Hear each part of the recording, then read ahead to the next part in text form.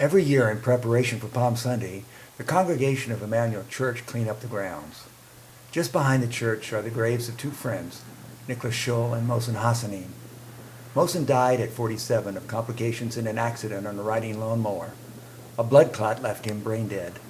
He was on life support for a week when Dick McCarty dug his first grave. It's unusual to see a Muslim buried in a Christian cemetery.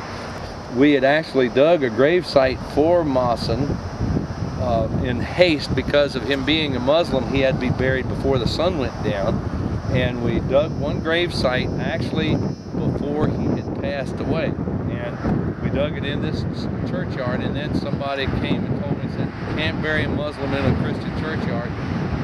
He's going to be buried over at his place. So I had to go to the health department and get permission to put a grave site on Mohsen's property, Mohsen and Denise's property. And then we ran over there with the backhoe and we dug that grave site, and then that's where he was buried that day. Afterwards, Denise didn't like the idea that he would be all remote back there on his own, so she asked somebody up within the Muslim ranks if it would be possible to bury him here where he would be cared for by his friends, all of those of us that knew him. And so they granted her permission. So we dug the grave site again, and then we went back over there and exhumed his body and buried him here. So he's one guy that died once and had 3 graves. He was buried twice. Buried twice, three graves. But he was a great person. He was a lot of fun. I remember when my cousin Neil got married, I went to Washington, and Mohsen was there. And after Neil's wedding, this is in D.C., we all went to a cigar bar. And I'd never been to a cigar bar before. And Mohsen said, "Now, I don't want you just buying beer." And I was thinking to myself, well, what do I want? He said, "I'll get you something." And so he ordered me some special cognac.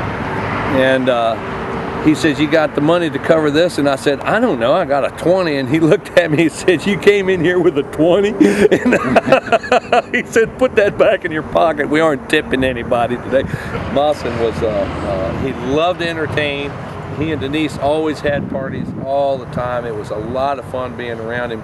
And then Nick, who was very much the same as Mohsen as far as the social part went. Nick was a spoon. Nick loved it. We were on the vestry together, and I noticed when we were on the vestry, whenever we'd have a vote, Nick would always take the opposing side, even if it was something that he wanted to see go through. And I remember asking Nick at the end of the meeting, so why do you always go the opposite? Are you that damn much of a spoon that you just can't make it?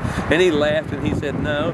He said, I just don't think anything should ever be a unanimous decision. Somewhere around here there's an inscription for Mohsen. Maybe it's in the parish that we wrote that says that he loved life and we loved him. Yeah, that kind of sums it up. Yeah, that's exactly right. And there was never, he always participated. He was a Muslim in the St. Andrew's breakfasts. He was here on Sundays. He was, he was very comfortable within his own faith, I thought. And everybody, I thought, was very respectful of who he was and appreciated his faith.